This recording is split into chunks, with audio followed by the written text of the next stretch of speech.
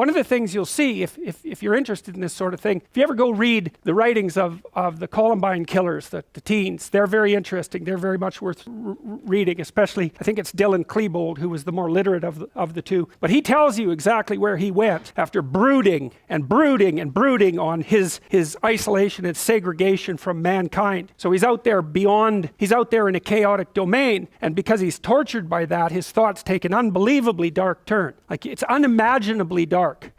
If you're interested in that sort of thing, you could read that. There's another book you could read called Panzram, Panzram, and it's a fascinating book. It's about this guy who, I think he raped 1,200 men. So that sort of tells you what sort of guy he was. Extraordinarily physically powerful and brutal and malevolent. And he was kind of a juvenile delinquent type, and they put him in a reform school, and he was not well treated in that reform school. It's sort of like the worst of the Canadian residential schools. And when he came out, he was not a happy boy. And so he spent the rest of his life trying to be as destructive as he could possibly imagine, and purely consciously with malevolent intent. And then, and believe me, he was pretty destructive. He kept track of the dollar value of all the buildings he burned down. He tried to start a war between Britain and the United States. Like, he was all out for all out mayhem. His dying words that they're going to hang him, he told the guy who was going to hang him, he said, "Hurry up, you Hoosier bastard. I could kill 12 men in the time it takes you to hang me." And that's exactly the sort of person he was. And he made friends with this physician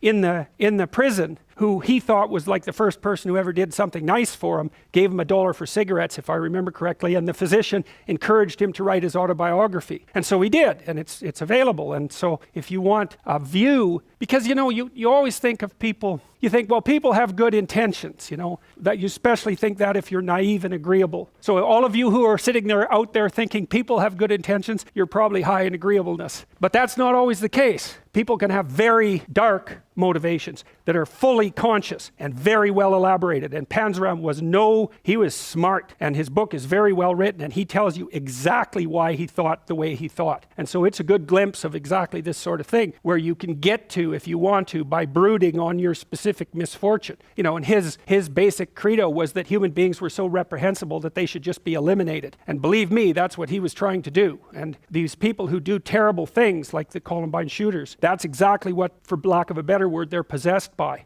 It's sheer malevolence. And the Columbine kids had a much more spectacular catastrophe planned than the one that actually occurred. And they knew it was going to be a full-blown media circus. And lots of these people who engage in those sorts of mass murders, they know about the other mass murderers, and they're engaged in a competition. And the competition is who can do the most brutal thing the fastest, something like that. So you can't just be thinking about people who have good intentions but have somehow gone wrong. If you ever meet someone who isn't like that and you think that, you're just a tree with ripe fruit to be plucked. One is the loneliest number that you'll ever do. Two can be as bad as one. It's the loneliest number since the number one.